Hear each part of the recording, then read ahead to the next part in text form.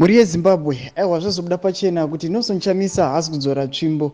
Nelson Chamisa aiwa ari kufamba nebhora mberi nokuti zvatozobuda pachena kuti aiwa akutozofoma imwe pati. Vanhu zvavaitaura vamwe vachiti aiwa ava kufofita azokanda mapfumo pasi azoneta nepolitiki dzemuZimbabwe aiwa aiva manyepo. Tazoona kuti aiwa muzaranhasi Nelson Chamisa atoendera mberi nokufoma imwe pati. Nokuti unoona kuti ofisi yavo yemubhulawayo patobviswa portrait yanga iripo pakatoiswa portrait yakapindiwa blue pamwe chete ne the whole building overnight nezuro yaitopendiwa itobviswa paint kala yanga iripo yellow chiswa yeblue. Muri yeZimbabwe satanda mberi nyaya iyi ndokuridza chibva wasubscriber wolike wotina on the bell icon tombochona mabudisa ndokuba pano paZim News Live.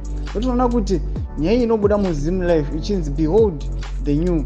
Overnight the TSHABANGU Bulawayo office was repainted blue and a portrait of former party leader Nelson Chamisa has since gone up.